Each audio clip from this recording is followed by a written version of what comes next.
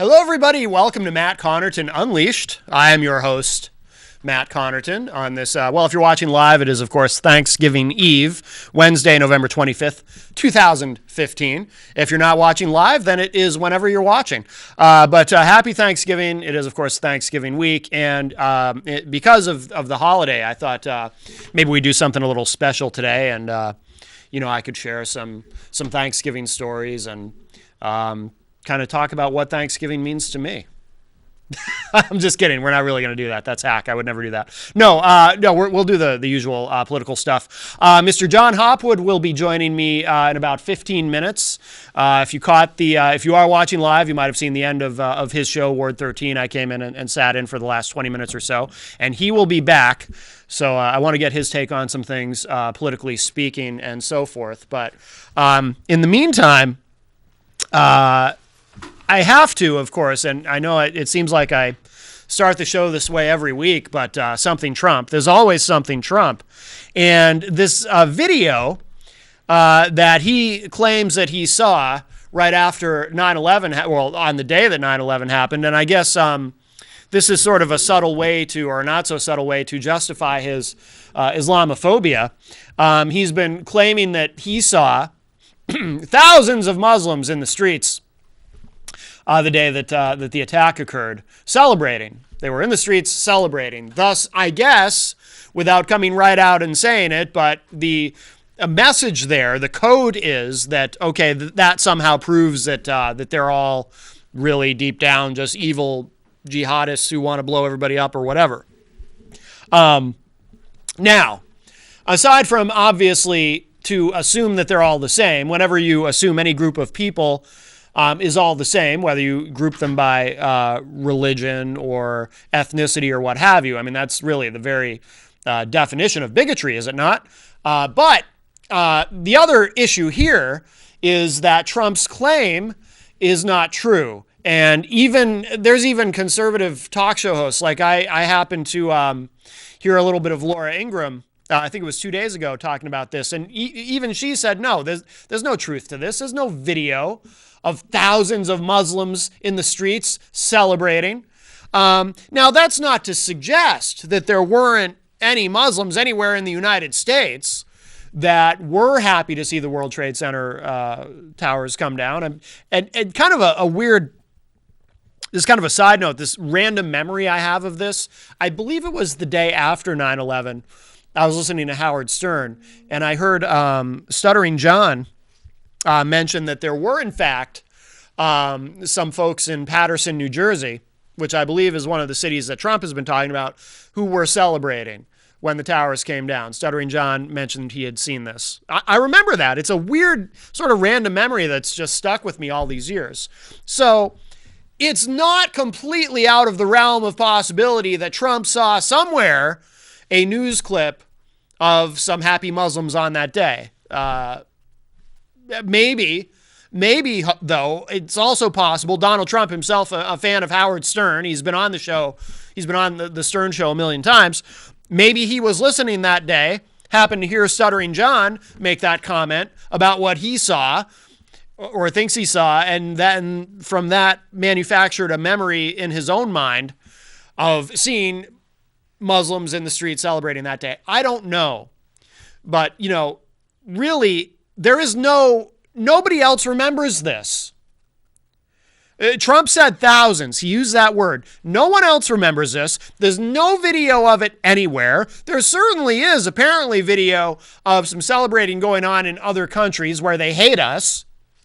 But there's no video evidence in a world where there's video of everything. My God, we live in an era. You can go on YouTube or even some of these lesser known video sites like Daily Motion, for example, and use the search box and find video on just about anything that ever happened anywhere. Nobody can find any video of what Trump has been saying. These thousands of Muslims in the streets celebrating. Nobody can find this because it doesn't exist, because it didn't happen that way. No one can find it. No one can remember it. And then, apologists for Trump say, well, maybe he didn't get the number quite right. Maybe it was only hundreds. Maybe it was 10 people. But what's it matter? The point the point that he's making is still valid. And it's an incredibly weak defense of what Trump has been saying. This has been the narrative of supporters. Well, the numbers doesn't matter. Of course the numbers matter. If you are talking to someone and you say you saw thousands of people doing something, when in reality maybe you saw 10 people doing something, the numbers absolutely do matter. Because the underlying message that you are trying to convey without, coming right out and saying, all these Muslims were celebrating that day in this example, the underlying message absolutely depends on that number.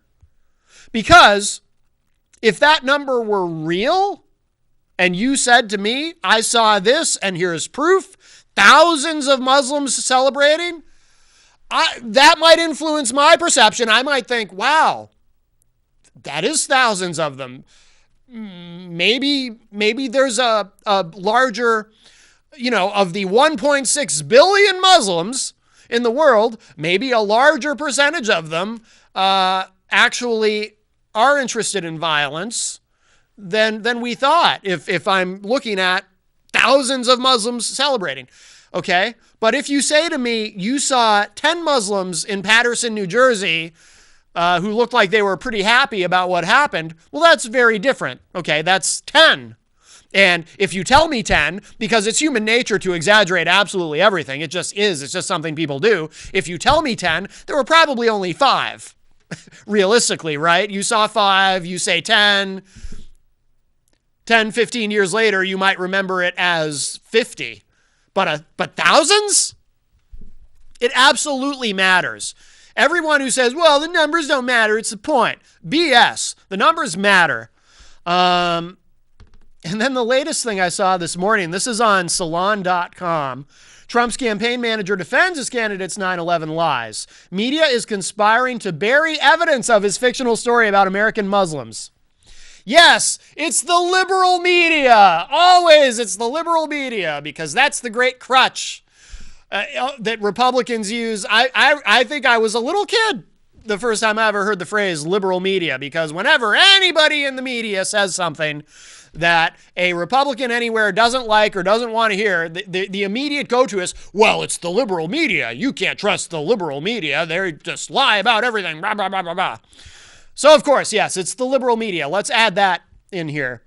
Criticism of Trump's lies about American Muslims are factually inaccurate. It happened, even though there's no video. This was written by Scott Eric Kaufman. It says here, Trump's campaign manager accused the mainstream media of collaborating against the GOP frontrunner in an effort to discredit his claim that thousands and thousands of American Muslims in New Jersey celebrated as the Twin Towers fell on 9/11.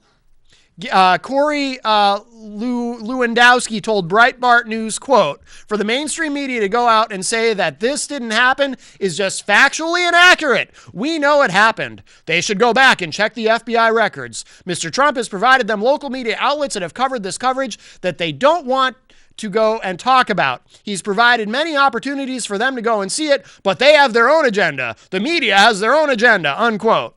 There's a little bit more to this. Let me stop there for a moment.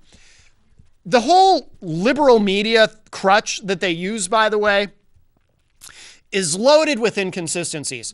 This guy, Corey L., I don't know how you say his last name, he's making this argument about, well, the liberal media is conspiring against Trump. But here's the thing.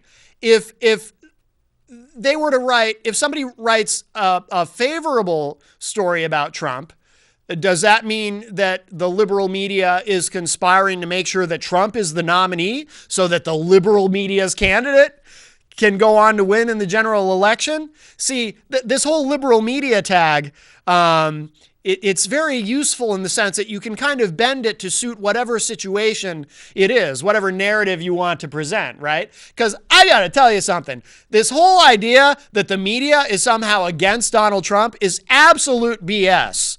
First of all, when they report on things that Trump has actually said, because I'll tell you what, there is video of. There's lots and lots of video of Trump saying outrageous, outlandish things. And then when the media goes and shows you that video, oh, the liberal media, they're just trying to beat down Trump. They're showing you this over and over. Well, he's the GOP frontrunner. So yeah, when Trump says something crazy or outlandish, the liberal media is going to show you the video of it because that's news. But if you think for a second that they're somehow conspiring against Trump, no. They want Trump to continue. They want Trump to be the nominee. Yes, not because they want Hillary to win, but because it's a great story. It's infotainment. It makes the news, it makes politics so much more entertaining. The fact that Donald Trump is not only running for president, but is on track to become the Republican nominee in 2016, it's great stuff. It's great stuff for the media to report on. So there's no liberal conspiracy within the media against Trump. They love Trump. I guarantee you they love covering him. And the more outlandish, outrageous things he says, the better, the more fun it is. I see Mr. Hopwood under the lights. Go ahead and have a seat, sir. I'd love to get your take on this. Have you been following Mr. Trump? Not really, but I... Do you think as viewers of Ward 13, I don't know if they can... John, can you zoom in on this? Yeah, give me like a split second, please. Okay. Okay, we're going to show... John has... If you notice my tie, it's kind of crooked. Yes. I can't really get it straightened out. Yes, that's why I just don't wear a tie. Oh, here we go. If you can zoom in. Is that a... It is a Donald J. Trump tie. Good for you. And don't zoom out. I got this on eBay. You see that? It looks like chocolate, but it's actually the blood of a Mexican who tried to come over the border. Outstanding. Oh, yeah. It cost quite a bit on eBay. Yes. I just hope Rich Girard doesn't find out about it. No. I recently was honored by, I guess I'm one of the turkeys of the year. On his show? Well, he uses Kimberly Morin. I won't call her what I call her. It's kind of silly. But when I went over to the VA after my blood pressure was at 171 over some other ungodly number, they said, "Geez, what's the matter?" I said, "Oh, I was just listening to Rich Girard." Yeah. Not a good thing for health. But Donald Trump, we were just talking about the short-fingered vulgarian on my show. Is he short-fingered? I've never Short-fingered means he can't reach his pockets. Okay. He's never paid for anything in his life. I've never actually heard that phrase before. Well, he was well known in the early 80s in New York and the 70s as a real estate hustler. Yeah. And that's what he is. He's no great brain when it comes to finance and all that. Yeah. He's just, I heard you coming in, he's just a celebrity. And he's become even more of a celebrity. He's like a supervillain in a sense. He just becomes more and more powerful all the time, and his poll numbers just continue to grow and blossom. The conservative base of the Republican Party loves all this stuff, this anti-immigrant stuff and anti-refugee stuff. They love it. They eat it up. It's just not. There's a lot of Democrats that like him too. I've actually had people you'd be surprised saying it. Yeah. Do you think he'll be president? Because this is my prediction. I believe Hillary Clinton will be president. I know it's very early to be making these predictions, but I believe Trump will be the nominee because the more outrageous and outlandish he gets, the more likely he is to be the nominee because the base of the party loves that stuff. But he can't possibly win the general election, not because Hillary will have beaten him, because he will have beaten himself in the general election because Hispanics aren't going to vote for him.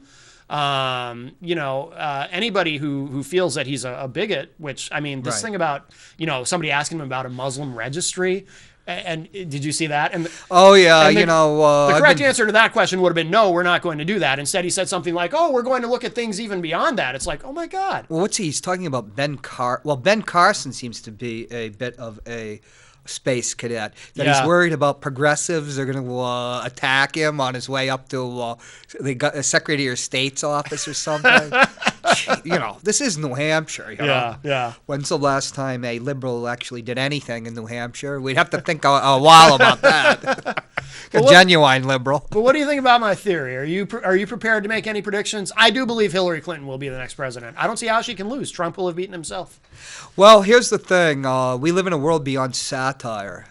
And there was a movie, Network, in 1976, Yes. written by Paddy film. Chayefsky, one of the only person to win 3 Oscars, Yeah. all by himself. He was a famous satirist, and he died about in the early 80s. But I don't even think he could have imagined this. Yet, Yeah. in 1935 or 6, Sinclair Lewis was the first American Nobel Prize winner. Speculated that it's about fascism can happen here. The big man, Mussolini, Hitler, that using media, which was then the radio, that a fascist could become president of the United States. Because they were thinking, the first great communicator was FDR, Franklin D. Roosevelt, using the radio because the newspapers were so against him. They talk about Obama being, the media being against Obama, which, I don't see. It is and it isn't, right. but not to the degree that it was against Roosevelt. He was seen as such a threat. And so 70 years ago, they're speculating about somebody's going to come out using the media, a fascist, and become president. Yeah. I'm just thinking about the changeover in generations. My generation was different than my parents. The median age in America is 38.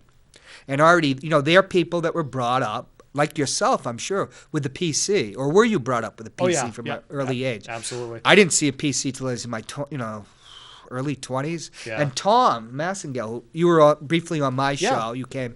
There was a Pulitzer Prize-winning book about 1980 by a New York Times writer, The Soul of a New Machine. Yeah. And everybody's wondering about the PC. And figuring it out. And it really was as revolutionary a piece of technology as the printing press. Yeah. And I remember thinking, because my girlfriend at the time studied math and computer science, which is, that's not my subject. Right. And she had one of the first PCs. And it cost like some ungodly amount of money, like $8,000 in 1980 and stuff. Was it a giant machine? Was it like really? I can't even really remember it now. It was a box and everything. Yeah. And no, it was a box and stuff. Yeah. But I really can't remember it that well because it had she had more affection for it than me. But that's not true. But you know how jealous young men can get. Yes. And I was saying, Jesus, there is in economics. There's a thing that, which you study capitalism, by the time somebody's in their 40s, mid-40s, and definitely their 50s, they're just thrown out, in the old days, you used to work 6 days a week, these ungodly amount of hours. Yeah. So people, even my father's generation, remember, my father was a bobbin boy in a mill here in the morning before he'd go off to high school. So going to World War II was a relief. Yeah. So wow. They had the 40-hour week came 5 days. And in 1971, Newsweek had a thing. 1971, what were we going to do with all the leisure of the 4-day week? Well, the oil crisis destroyed that. Yeah. But the thing is, if I can ever get back to my point, is I remember, because people became obsolescent. I lived through not quite the mills closing down, but the shoe shops closing down here. Yeah. We thought this town was just going to die. Really? Yeah. What's going on now under Ted Gatz was going on then, right? And so you saw people thrown out of work. Yeah. And I'm looking at this machine saying, I'm going to be obsolete quicker than any generation in history because kids are going to grow up with this machine. But the other thing is the media just exploded too. Right. I remember my father was lived in Atlanta quite often, and that's Ted Turner, the first national cable. But Yes. look at how much media there is now. Yeah. So Donald Trump is the first person. In 1980, Ronald Reagan got elected. Smart Alex, I won't use another word in case Ted Gatz is following what I'm doing on He might be. He might be lurking around the corner. We smart asses in Boston, I think we were like the last people to couldn't think Ronald Reagan would ever get elected. Grew up, he was a broken down TV actor. So everybody portrayed him as an actor and the first media star to become president. But what we didn't, he was the head of a union twice, a big union, and he was also the governor of California. Well, that's for the thing. years. He had already made the transition by the time he had run for president. Right, but we still, sniggering Easterners thought, oh, it can't happen here, just like, the novel from 1936. Now we've got, when I came in here, you were talking about a media star of a different era, not TV. Because we were the TV generation, the baby boomers. I'm at the tail end of it. Oh, the TV corrupted us and made us into idiots, which is probably true. And look at the presidents and people we've given you. But so I'm thinking about the new generation. The median age is 38. They actually think Donald Trump is somebody or something. In the early 80s, he was the short-fingered vulgarian who was just a hustler because the New York real estate industry it's all hustling and corruption and paying people off and stuff. But Trump, though, he kind of, he's sort of in some ways, I guess you could say, he's really harnessed social media, for example. He's famous for his tweeting and stuff. But he also, too... He probably has somebody tweeting for him. Most likely, yeah. Several people, actually. I think he actually said that in an interview. Do you know he gets paid for that? Big celebrities like Ashton Kutcher, is that the guy that was in the 70s show and stuff? He has like 4 million followers. You get paid a certain amount per tweet. That's been going on for years. Even minor celebrities and people that like famous, like if you're gaming and stuff, you get paid per tweet according to your audience. Oh, interesting. Because there's all sorts of ways to commercialize that. Yeah, so he's a master tweeter to make money. Yeah, but he is also a television star. Right. The Apprentice. He did that for I think over a decade until they booted him. So he kind of. I actually wondered for years, and now we're finding out, what would happen if somebody, like people used to speculate, well, what would happen if somebody like, say, Tom Cruise or Will Smith decided to run for president? If you had a legit celebrity who's already famous decide, with no experience in the political world, just decide to run, what would happen? And we had Schwarzenegger, I still living in California, became governor, and he saved the Republican Party because the Republican Party disintegrated in the 90s because of the changing demographics. And the Republicans, when I got there around 1989, when it was still, I always remember the figures, 59% white. Because when you go to California, you're an Anglo. There's no subdivisions, like you're a French, Canadian, Irish, this or that. Yeah. And but the changing demographics, they were actually talking, the Republicans, since Mexicans are basically conservative people. They're very much their church, which family, a lot of people and everything. don't realize. Yeah. That socially conservative. That we need to make inroads into them because, like any other ethnic group, the more they go up the social ladder, the more politically conservative they get. Yeah. But at the time, there was a guy named Pete Wilson. I remember Pete Wilson. Yeah. He was the mayor of San Diego. Then he became a U.S. senator. And then he came back and became governor. And his whole thing was illegal Mexicans. That's all he'd rail about. But as it got him elected, as the mayor of San Diego, as a senator, and as a governor, he did everything he could to enable illegal immigration because it'll give you cheap labor. They busted the unions down, particularly in Southern California, and stuff. So it was all this hypocrisy. Yeah. But it's funny when you're being baited and being cast as this hateful type of person. Suddenly, you're not going to vote for the Republicans anymore, and the Democratic Party got such a shot of energy from just like different other ethnic groups that came into the United States. And the Republican Party just disintegrated. It was taken over by, we call them Orange County reactionaries. Orange County, California is always famous for its reactionaries. Right. Now it is not a majority white county either anymore, which is a funny irony. Huh. But that's where the John Birch Society came from. Oh, I didn't realize that. And California gave you Richard Nixon, for better or worse, Reagan, who Reagan talked the game, but the people around him were a lot more liberal than you think. He signed abortion laws. He went, he liberalized abortion in California, which he claims later to have regretted. But of course, you never know. Does he really regret that, or is he saying what he has to say now to be the the conservative that they now worship, Saint Reagan. And then there's Earl Warren, who was a great liberal Republican. Just like there was a liberal Republican faction. Yeah. Teddy Roosevelt, Nelson Rockefeller, and he became a great liberal Supreme Court justice too, the Chief Justice.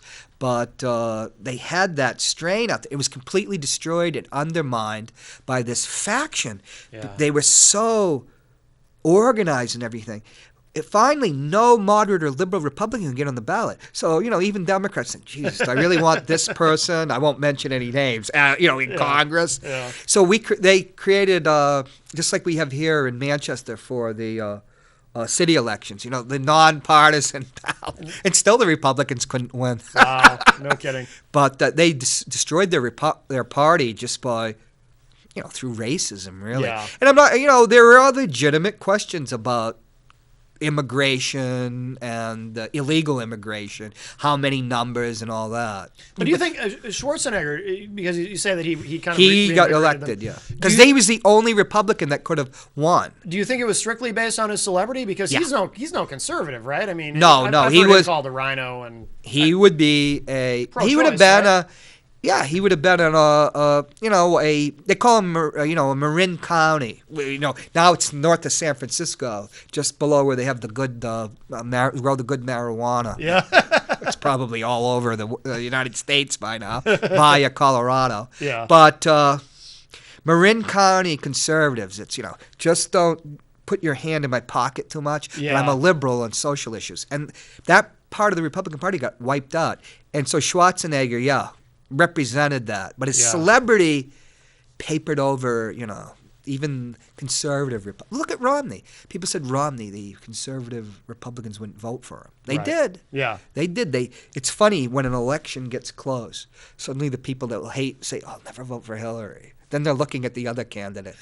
you go in there holding your nose. I've done it more than once. Well, he did tell everyone, of course, that he was a severe conservative, which I always thought was such a very strange phrase. Probably when it comes to money. Yeah. I'm surprised he doesn't jump in again, but it's too late. Yeah. Just like it was for Joe Biden. Yeah, I actually was really hoping Biden would get in. That would have been fascinating. That would have been a lot of So fun. many people were waiting for Biden, but Hillary and Biden. Well, he's a real liberal and Hillary's not. Yeah. They have the same donor base because Joe was very critical for Bill Clinton getting his agenda through, like Yeah. his anti-crime agenda. She'd already sewed up all the donors. Yeah, yeah. Well, we talked a little bit about Hillary on your show Yeah. and how she's I've always talked about kind of the paradox of Hillary Clinton in that Republicans generally loathe her. Right. It's rare that you'll hear any of them say anything positive about And her. a Democrat will call her a Republican. A moderate to liberal Democrat will call her a Republican. Right. These Like Republicans, on email today, my friends, like Yeah.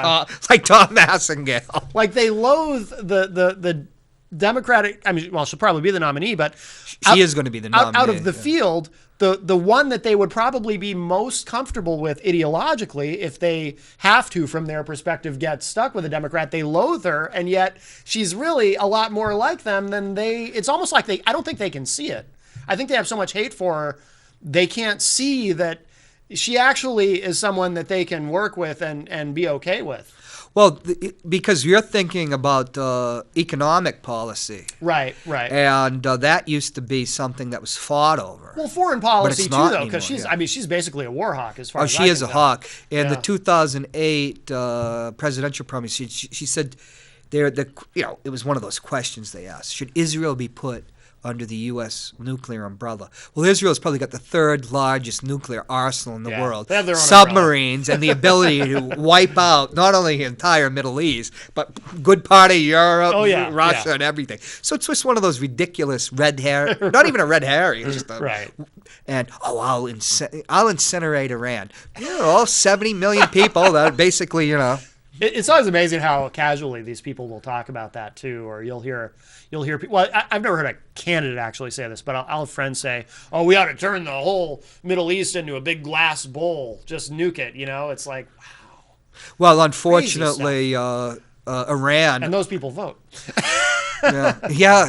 That's the joys of democracy. Yeah. That's why they have the primary system, I guess. Yeah. And we can get back to that about there's going to be a throttling down, so Yeah. when the big money bags start making their muscle felt. But it's my understanding from reading the oil press, which I used to do in a business intelligence base, that Iran's been a nuclear power since 1994 when it bought 10 nukes from Kazakhstan. But they didn't get the triggers or the ability to deliver the payload. Okay. But there were so many nukes in the former Soviet Union, and the destruction of the Soviet Union was so sloppy, and we could talk about that for hours. Well, I remember there's got to be more nukes around. Oh, but yeah. Iran was generally considered a nuclear power in the 90s. There was a détente between the Clinton administration and Iran, since if you can even explode one warhead, you could wipe out an entire fleet. Absolutely. In the Gulf, the Gulf of Aden, not the Gulf of Aden, the whole Gulf there. Sure. And but then during his speech, but he wanted an axis of terror. Oh, They had yes. Iraq and North Carolina, but you always have to have three. It's like I was just watching Did you say Iraq and North Carolina? No, of North Korea. I probably did say North Carolina. I was going to say, what do you have against North Carolina? Isn't that where Obama got the nomination? Probably. Somebody says, did you vote for Obama twice? Yes, I did, but please talk to me about it. Right. Because we were talking with Tom before you got there. You vote for somebody, and then they turn out not to be. I voted for an anti-war candidate. Yeah. And now we have an oil war going. Yep. But Hillary, I would put my money on Hillary being president. Yeah. Because I don't see a Republican of substance coming out of it.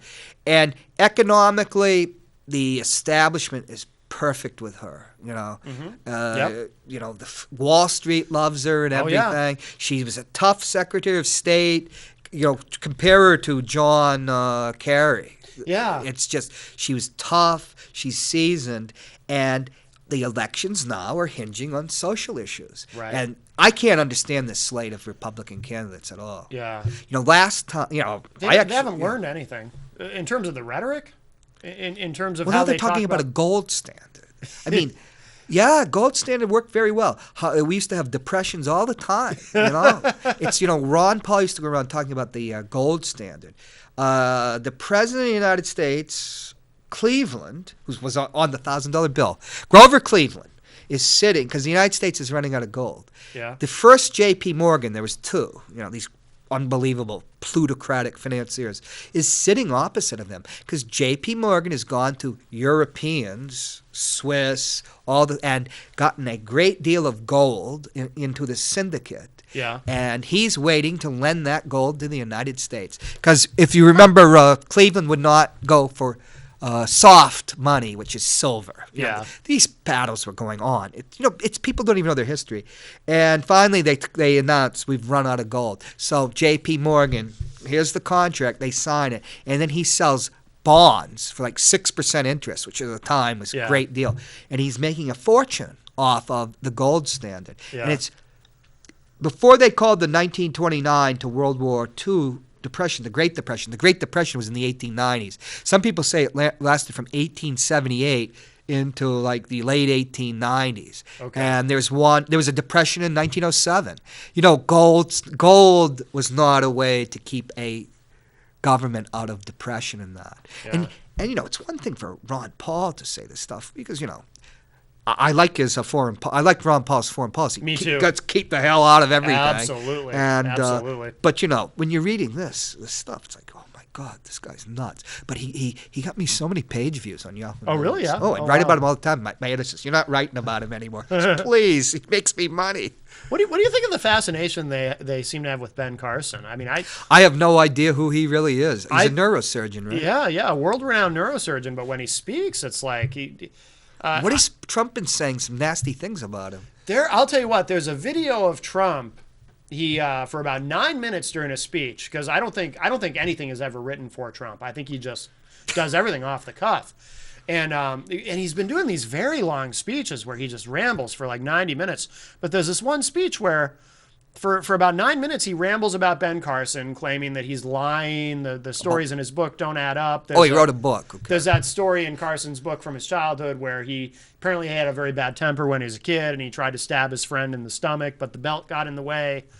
And Trump was mocking him for that. And well, if you've ever been a ghostwriter, he didn't write the book, and you always have to come up with dialogue and these type of incidents to humanize somebody who's probably as boring as all hell. But. Yeah, I do think that before the next, I'm not sure where the next Republican debate is being held, but I think whoever's putting it on should insist that Carson drink a gallon of coffee before the debate starts, because that guy, he's like put you to sleep. He's speaks like he's about to go down for a nap. Or just where did he come from? I saw him. I would see him on Fox pop up once in a while in past years. He used to, they would bring him out whenever they wanted someone a token Negro, as they used to call him in the 60s. Exactly. And he'd talk about how he's the one who said that Obamacare is as bad as slavery.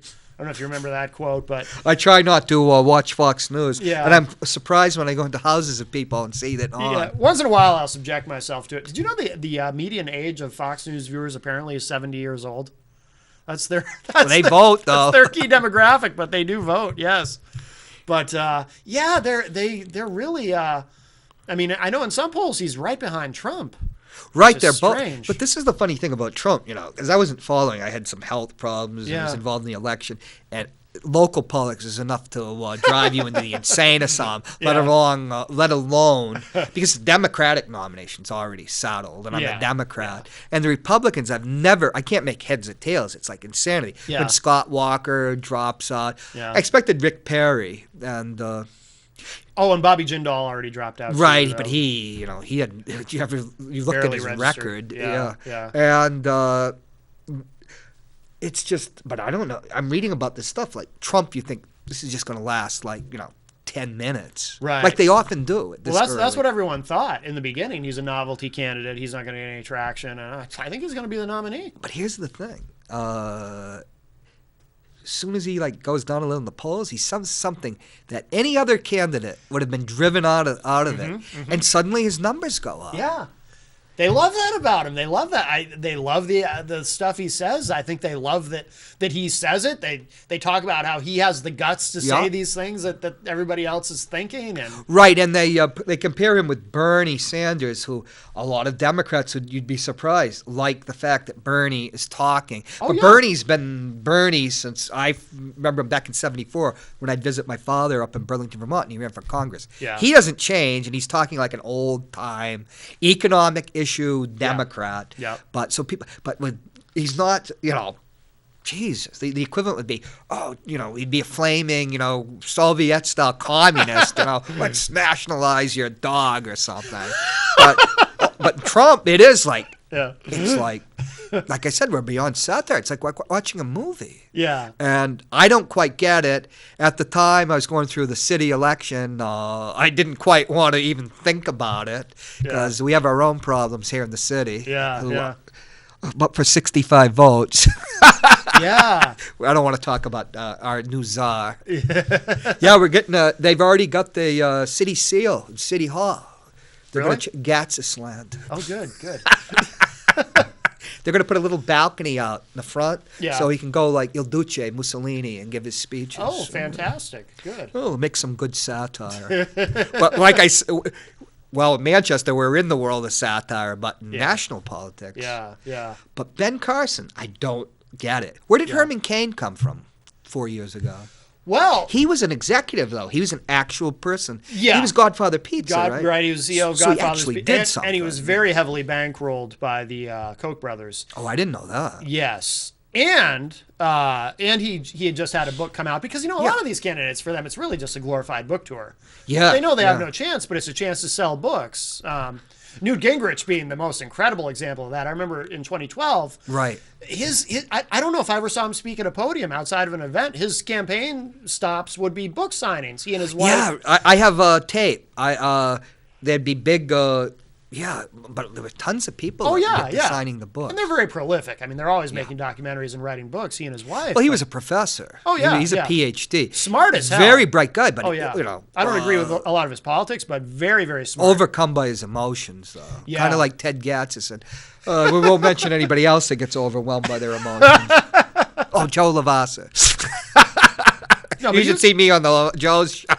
Yeah, no, I have. We yeah, crank yeah. ourselves up. Yes, yes. But I don't get the Republican. I don't see where Rubio is going to be the nominee because the Yeah. rednecks, he's Hispanic. As Right. much as Cubans are like the elite, Yeah. just like of white people at one time, the Anglo-Saxon was the elite. But he's still going to be You don't Hispanic. think some rednecks will vote for him just to prove they're not racist? That's not quite what redneckery is about. Yeah, true. Let me ask a question what you think. Yeah. I studied at Boston University later. If you, like in my garage, I got all these books. They had to dry out after a cyclone. Yeah. And it's all about political psychology. Yeah. Do you think Trump is an expression of some deep anxiety in this country? Oh, absolutely. Particularly amongst white people. White paranoia. Absolutely. Absolutely. And people, the layoffs that are going on. Verizon just had a 10% reduction in force, I didn't know which is always followed. Well, it seems like when I was in the corporate world, you'd have the thing like the virtuous circle. And, we got the virtuous circle. Everybody's getting the virtuous circle throughout the entire United States. So that lasted 3 years. Then you get another thing dreamt up by the human resources, Yeah. the people that sell to human resources. Yeah. But now it just seems like these cuts. When the head of Yahoo made us all, you either come back to California, no more no more telecommuting. And you either come back or you lose your job. Oh, no kidding. Everybody else did it. Yeah. But Tom Maskell and I were talking about the United States has moved to where we don't do any real manufacturing anymore other than arms, Right. defense, The and war that. economy. Our money comes from foreign investment. Yeah. I've been looking for a job for years. Yeah. We live in a depression. The real unemployment rate, some people say as high as 16%. If Yeah. you don't have a job by the age of 55, you're never going to get one again, they say. I mean, Yeah. a job, you could probably, they'd look on you and give you a job stocking cans at night, but you probably lose that eventually. Well, I often wonder if we should stop using the unemployment rate as Yeah. a gauge and start using something like the labor participation rate Right. instead, because the unemployment rate's great. I think we're at like 5% now, right? Right, but nationally, but if you look at labor participation, it's not that great. Not so rosy a picture. when you're the real investors also use the 1970s economic paradigms, like not GDP, they use GNP. Because GDP, particularly with starting with the Clinton era, in order not to pay cost of living allowances, COLA, to retirees, veterans, and Social Security, you used hedonics. It's a thing called hedonics, Really? which lifestyle. So you substitute things, and it was able to throttle down any increases in inflation, and you keep COLA down. So if you're really investing, though, you need to actually know what's going on in the economy. So you use, I think you use like the matrix, the GNP, how things were computed back in 1978 or No so. kidding. Oh yeah, Interesting. because you can't. You don't. I was going to use a vulgar phrase. What would a non-vulgar phrase? Just remember, Matt, metaphor is the building blocks of our consciousness. Yes. Unfortunately, after being in Manchester 5 years, almost all of it's vulgar right now. Being involved in politics. Actually, the last 2 years, we'll put it that way. But no, I do think Trump is an expression of that white paranoia. Oh, that yeah. anger, The irony is the South was like this too. They had the bourbon class down south, the patricians or aristocrats. Yeah. The people that would control the South. The middle class didn't come to the South to maybe the 1960s, a real middle class. And that was because of the massive infusions of cash brought up by LBJ's New Society. But we could bore the audience for the next 3 hours about that. Yeah. So it was always a thing that there would be populists that would rise to power, and they'd bring poor sharecroppers and workers, white and black, together, get elected, and then they'd immediately turn on the blacks. Yeah. The thing is, and the identification of lower I'm not talking about the work, because everybody's basically, in that sense, working, but most of us were, since World War II, are middle class. Right. But the identification with the low, people in economic bad straits, with people like Trump or with these aristocrats, was always a phenomenon that had to be dealt with. Yeah. And Well, Trump is such a plain-spoken guy.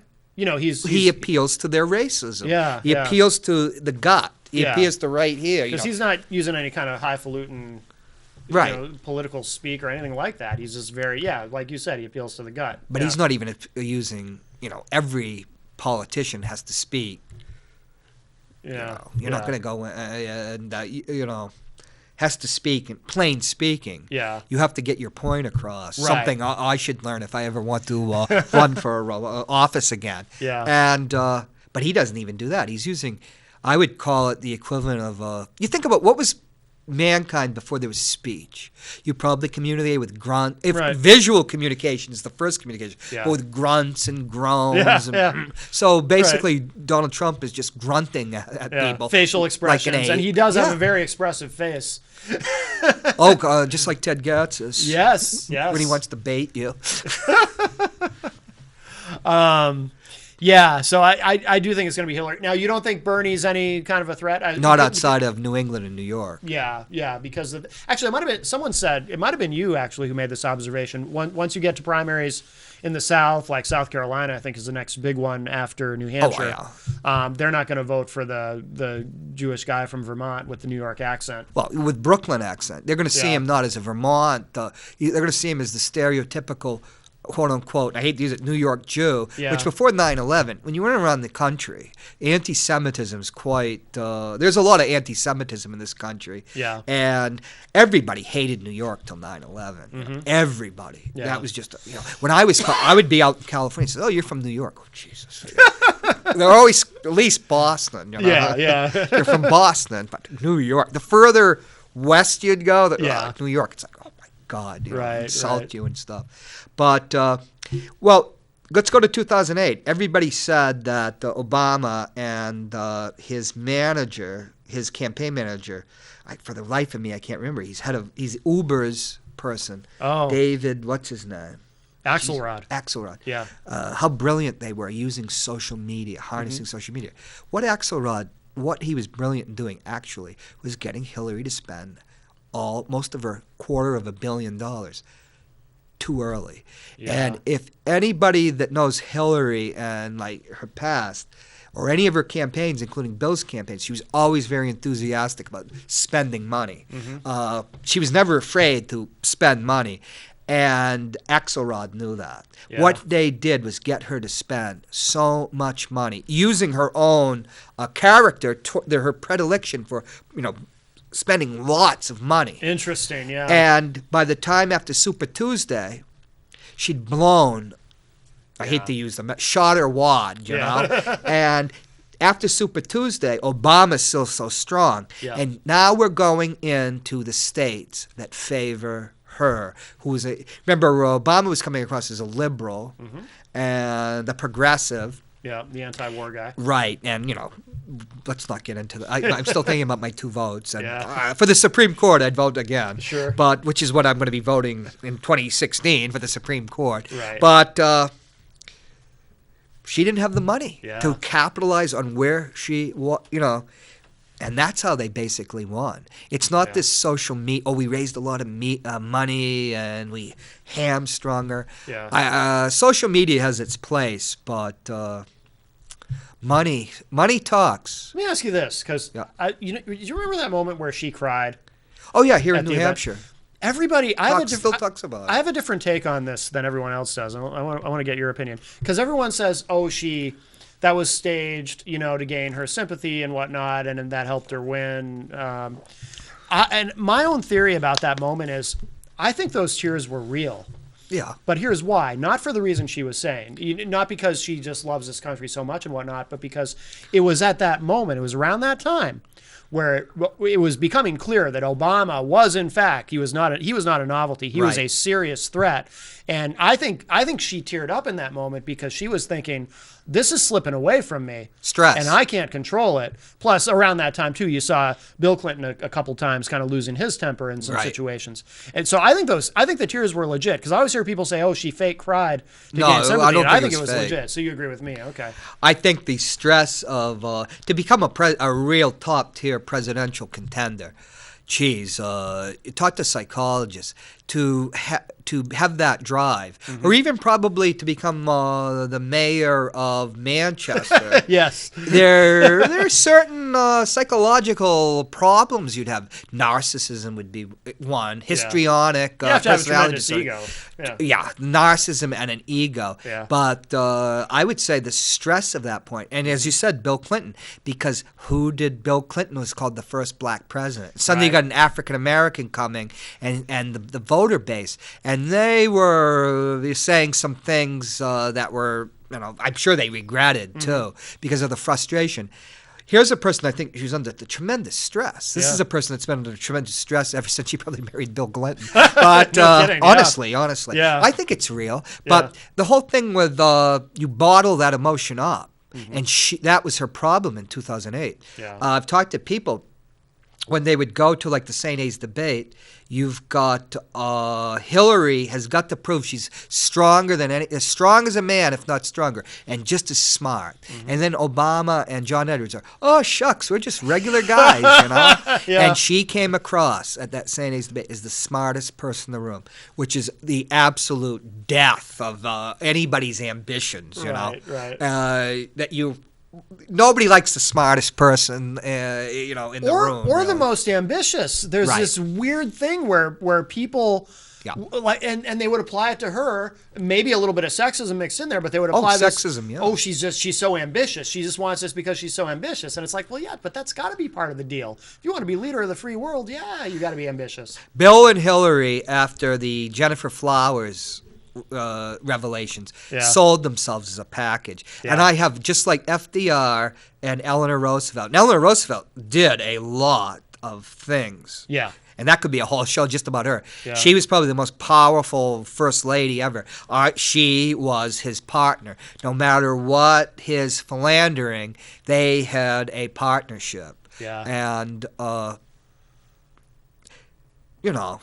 course, she's been through the wars, though. Yeah. She's much her persona now, seeing her now. Well, she's a grandmother. She's actually allowing herself to show her humanity.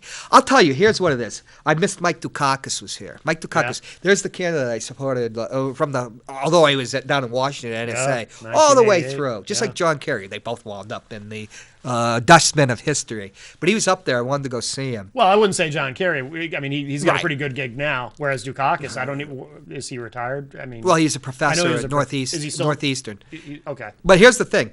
I remember my ex-wife, we're in California during the elections. Why doesn't he fight back against these hideous, stupid allegations? The race baiting, this and that. Yeah. Why doesn't he fight back? This is what I said to her. You have to understand, he's Greek. He's a Greek American. His father was a doctor. He was Greek too. He went to Harvard. At the time, particularly in Boston, it lasted longer than in New York or Philadelphia or any place.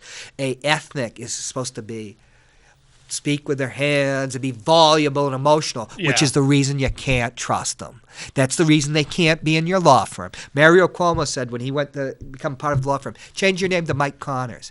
An Italian, a Greek, you're like florid. Yeah. So he has to be a wasp, a buttoned-down, cold wasp, which we just found out with Tom. Trump is not a high wasp. He's just somebody out of Queens, we found out. And they are so self-controlled, those the wasps. We call them Yankees here. Yeah. Because showing emotion is considered, you just don't do it. Right. And so here's a guy, I explained to her, he has to out-wasp a wasp. Just like Hillary has to out-man the men, be stronger than men. Yeah. You can't show emotion. Yeah. And that destroyed him because he just went down in the polls. Well, it was like it's that not moment. Him in a tank. It's him not. Oh, yeah, Kitty. If Kitty Dukakis was raped and murdered. Well. Hey, bad question. One of those questions like, should we put Israel under the nuclear umbrella? But even worse. Right. If Kitty got raped and murdered, would you execute him? Yeah. And you remember, that really did him in, the lack of emotion. Yeah. Oh, yeah. He didn't seem human. Yeah. But if you're going to be in Harvard and in Boston, which was so tight-assed, if I can use that, of his generation, you've got to be more wasp than a wasp. And I Yeah. remember John Silber running in 1990 against William Weld. He actually called him a red-haired wasp. And that would get people going in Boston. But I find out having a personality that, which people, other places I've lived outside of New England, is they're much more friendly to somebody with a flamboyant personality. When I come back here, people are like, People are "Gas, uptight. Yeah, Jesus." they're uptight. You know, William Weld, he was a liberal Republican. liberal Republican, Yeah, yeah, just like Romney. Yeah, yeah. And but the emotions right now, she's allowing herself to show emotions. Yeah. The couple of times I'm supporting her, and my gal was Elizabeth Warren, but Yeah. But all the things, you know, about signing and people's faces and Yeah. symbolism and everything. Yeah. You know, you can communicate with somebody without words. The words are superfluous. Well, you mentioned You being a professional hypnotherapist. Oh yeah, absolutely. Remember, I'll have to dig that out. We'll have to go have a show with you on it again, where Aldous Huxley wrote Brave New World about that there's going to be something akin to hypnotism, mesmerism. Yes, that yes. will be politics because of media. Yeah. And I think that's where we are right now. We talked about this on your show just briefly. We did when I yeah, had a you little as a bit, guest. Yeah. Mesmerize through the media.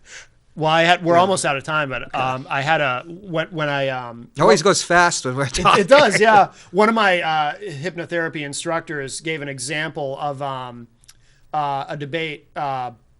It would have been Clinton and Dole in '96, and how Clinton was a master of this. How Clinton would bring up things that, just different votes maybe that Dole had been associated with, and would say, now, I'm not blaming Senator Dole for this, but we have higher deficits and, this and that. And he would be gesturing subtly, more subtly than I just did, but he would be subtly gesturing in Dole's direction while he's rattling off these things. Well, Matt, there used to be something called elocution. Yeah. When with illiterate people, you communicated with this and that, the gestures. You can watch an old film, like a Brixman. You can watch the early sound movies. People will be like doing this, and silent movies, people go like, it all to an illiterate audience. Illiterate people. Gestures actually, they're not only dynamic and actually like catch your eye, and all about. Yeah, the eyes and what you can do. Right. There's a PTSD treatment with just, finger in front of your eyes and stuff. I can't remember exactly what that was called. Yeah. But here's a good thing, because we're going to, Bill Clinton, I remember, George H.W. Bush attacked Hillary Clinton. And this was the beauty of Bill Clinton, the most charismatic man I ever met. He's right up, the other one was Reagan. Yeah. And but Bill, he was our Reagan and sentient. But because I think Dutch, by the time I met him in '76, had the mild cognitive impairment going on to Alzheimer's. Wow. But let's get to the chase. George H.W. during a debate attacks Hillary because they always were a package. Yeah. And Bill just laughs, says, "What's he running for? First lady?" Just destroyed it. Yeah. Because Newsweek had already had a thing back in '88 saying questioning his masculinity. Right, and stuff. So it's going to be a hell of a 2 months, I'll tell you. Absolutely. I love it. Thank you for having me on. John Hopwood, thank you. You're always welcome to come on, and I appreciate it. Always a good time. Remember to catch Ward 13 with John Hopwood. And, of course, I'm Matt Connarton, and happy Thanksgiving, everybody. If you're watching live on Wednesday, I'll be back at 6 p.m. with the Honorable Gary S. Hopper, and safe travels. Bye, everybody.